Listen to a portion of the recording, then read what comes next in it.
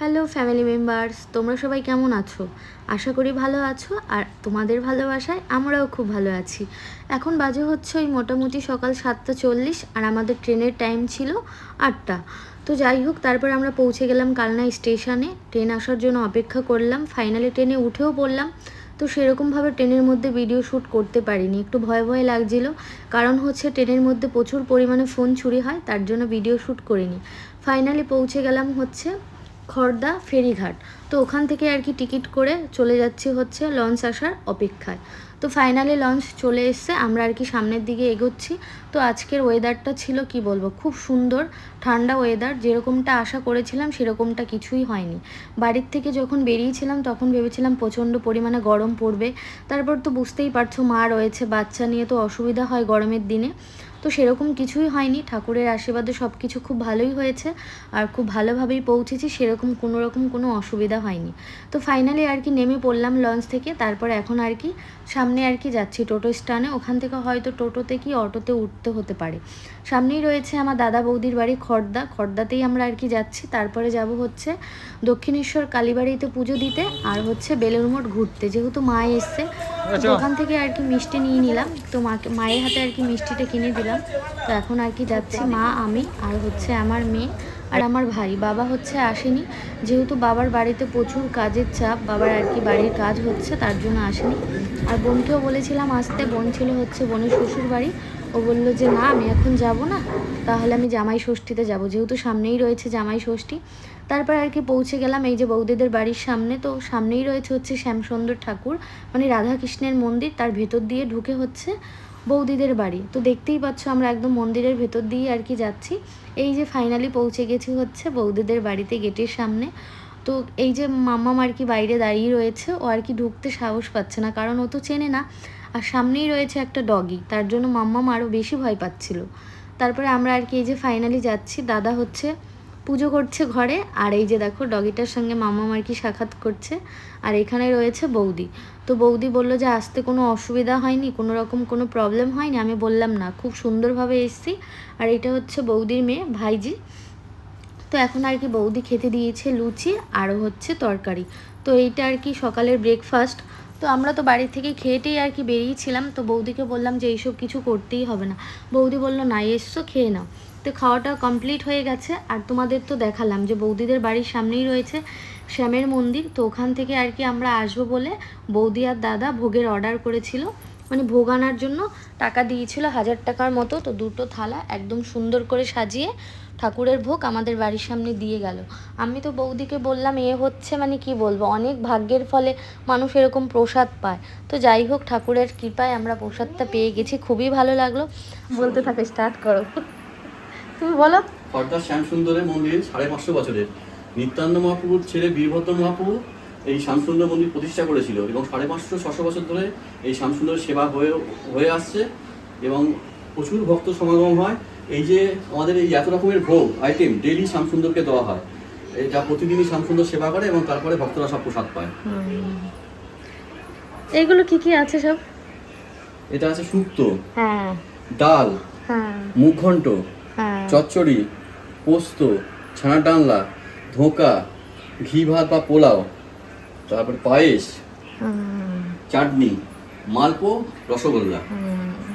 সুন্দর বলেছে। তোমরা তো দাদার মুখ থেকে শুনে নিলে যে কি ঠাকুরের ভোগ বা কি বৃত্তান্ত।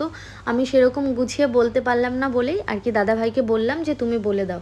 তো বৌদি আর কি ভাইকে বললো যে সুজয় ভাই, খাবারগুলো একটু ঘরের মধ্যে সব এনে দে, আমরা সবাই মিলে আর কি ঘরের মধ্যে বসেই খাই। যেহেতু বাইরে খুব গরম, আর কি ডাইনিং টেবিলে খেতে বসলে ঘেমে চেমে অস্থির হয়ে যাব, তার জন্য বেডরুমে বসেই আর কি সবাই মিলে ভোগ খাবো।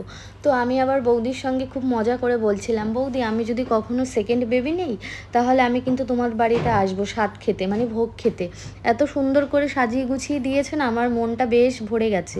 তো বৌদি বলছে কোনো রকম কোনো অসুবিধা হবে না তো এই খাবার খেতে? আমি বললাম না না, আমি তো এই প্রসাদ খেতে খুব ভালোবাসি।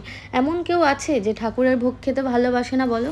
সবাই কিন্তু ভোগ খেতে ভালোবাসে। আর আমার মাম্মামও খুব তৃপ্তি করে আর কি খেয়েছে। তো খাওয়ার পরে তারপরে আর কি ভাই গেছিলো একটু ঘুরতে, কোন ঘাটে আমি ঠিক জানি না। তো সেখান থেকেই আর কি ভাই ছোট্ট একটা ভিডিও ক্লিপ তুলে নিয়ে এসছে। আমি জানি না, আমার জানা নেই যেটা কি ঘাট বা কোথায়। তোমরা যদি জেনে থাকো বা কলকাতার আশেপাশে যদি এই জায়গাটা হয়ে থাকে বা তোমরা চিনে থাকো, অবশ্যই কিন্তু কমেন্ট বক্সে কমেন্ট করে জানিও। তো যাই হোক, তারপরে আমি আর কি চলে গেছিলাম। সেই দিন এসে তো টায়ার্ড হয়ে গেছিলাম, একটু শুয়ে বসেছিলাম। তারপরে বৌদি বলল যে চল তাহলে একটু ঘুরিয়ে নিয়ে আসি। আমি বললাম ঠিক আছে চলো। তো ওখানটায় আর কি বৌদিদের ওখানে একটা ঘাট আছে, ওখানে আর কি সবাই মিলে আসে, বসে গল্প করে, ইয়াং ছেলেপেলেরা আরও অনেকেই আসে।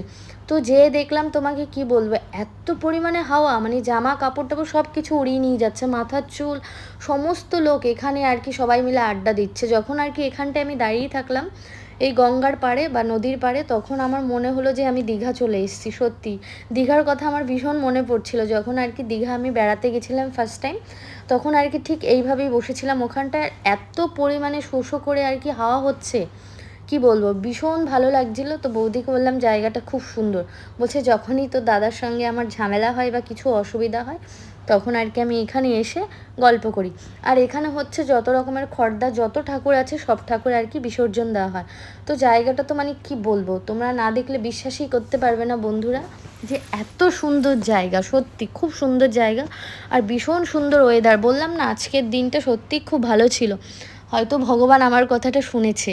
তো আমি আর কি একভাবে মাছ দেখছিলাম তাকিয়ে, যে কোনো মাছ দেখা যাচ্ছে না কি, সেরকম মাছ টাছ কিছুই দেখা যাচ্ছে না, শুধু হচ্ছে ঢেউ দেখা যাচ্ছে। তো আমি দাদাভাইকে বলছিলাম আমি কি নিচে যাব?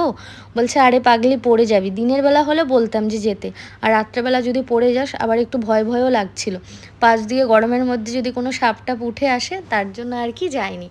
তো যাই হোক, তারপরে চলে আসলাম হচ্ছে বাড়িতে। তো বাড়িতে এসে একটু ডাইনিং রুমে বসে বসে গল্প করছিলাম, মা, আমি আর হচ্ছে দাদা ভাই, তারপর হচ্ছে পুচকি, সবাই মিলে তো স্ট্যান্ড পাখা চালিয়ে গল্প করছিলাম।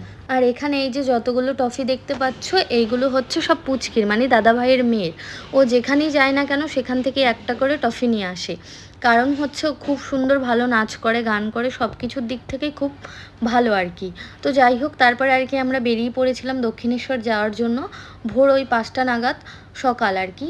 তো দাদা বৌদিকে বলা হয়েছিল, দাদার হচ্ছে অফিস টাইম ছিল, আর বৌদির হচ্ছে মেয়েকে নিয়ে আর কি নাচ শেখাতে যাবে, তার জন্য আর কি বৌদি আসতে পারেনি। তো কি করব, যেহেতু আমরা ঘুরতে এসেছি, এর জন্য বৌদিকে আর দাদাকে ফেলে রেখেই আমরা চলে গেলাম। যেহেতু বৌদিদের বাড়ি এখানে, কম বেশি ওরা সবাই আর কি ঘুরে থাকে, আমরা তো সেরকমভাবে সচরাচর আসতে পারবো না। তার জন্য আমি বৌদিকে আর দাদাকে বললাম তোমরা থাকো, আমরা কিন্তু চলে যাই। তার জন্য আর কি বৌদিকে আর দাদাকে রেখেই আর কি আমরা বেরিয়ে পড়লাম। তো ফার্স্টে ভেবেছিলাম চুড়িদার পরে যাব, মা বলছিল যে চুড়িদার পরে যা, খুব সুবিধা হবে। আমি বললাম না, যেহেতু পুজো করতে যাচ্ছি, আর দেখবে কোনো পুজো টুজো করলে না শাড়ি পরে যেতেই খুব ভালো লাগে। তো ভেবেছিলাম ফার্স্টে তাঁতের শাড়ি পরে যাব, তো খুব গরম পড়বে, তো তার জন্য আর কি তাঁতের শাড়ি নিয়ে আসিনি। এর জন্য ভাবলাম এই শাড়িটা খুব সফট, মায়ের শাড়ি, তো আমি মাকে বললাম এই শাড়িটাই আমি নিয়ে যাব।